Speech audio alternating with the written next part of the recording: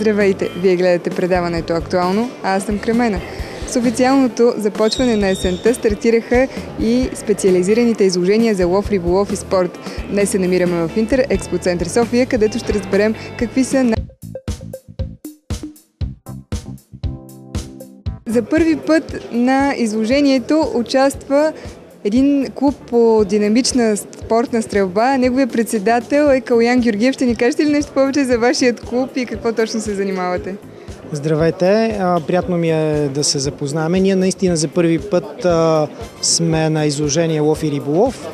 Занимаваме се с тренировки, динамична стрелба и обучаваме повече деца. В смисъл, нашия клуб е насочен към децата и всъщност Airsoft репликите са чудесен вариант ние да предлагаме и да развиваме този спорт. В смисъл такъв от най-малка възраст. 7-8 годишните са ни така най-малките, които започваме да работиме с тях.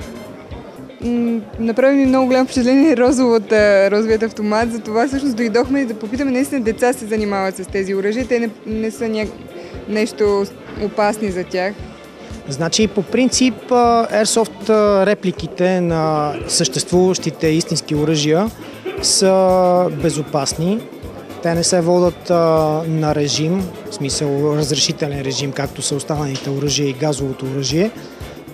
И те са много така подходящи. В смисъл такъв, че в началото мерките за безопасност, които трябва да се изпълняват, са едни и същи с истинските и много по-лесно и много по-контролирано можем да преподадем тези качества на децата и правила, защото за мен това е първата стъпка към тренировките и заниманията с стрелба. Мерки за безопасност. Имате ли голям интерес от страна на децата? Тук в София ли ви е вашата база? Значи, да, смисъл такъв, че стрелбата е приятна за всеки, за малки и за големи. Общо взето не е разпространен този спорт още в България, но в световен мащаб това е едно доста голямо семейство, които даже семейства, бащи и деца ходят заедно и се забавляват, защото е голям фан. Организирате такива турнири не само в България, и в чужбина, разбрах. Ами да, ние организираме в България, по принцип участваме в чужбина в такива състезания и общо взето нивото на този спорт е доста така високо.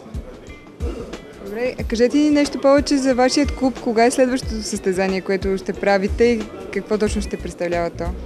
Значи следващото състезание е октомври месец 11-12, на който сме се помъчили да обхванем абсолютно всичките видове оръжия. В смисъл ще се използват лъкове, ще се стреля с въздушни пушки, ще се използват пушки и пистолети и Airsoft, ще се мятат ловни пластини, ще се забиват в дървени мишени и общо взето сме се опитали да събереме колкото се може повече атрактивни ловни оръжия, които да станат достъпни за хората, защото много хора, купувайки си от магазините тези видове оръжия, няма къде да ги ползват, а пък ние искаме да ги научиме да ги използват правилно и безопасно.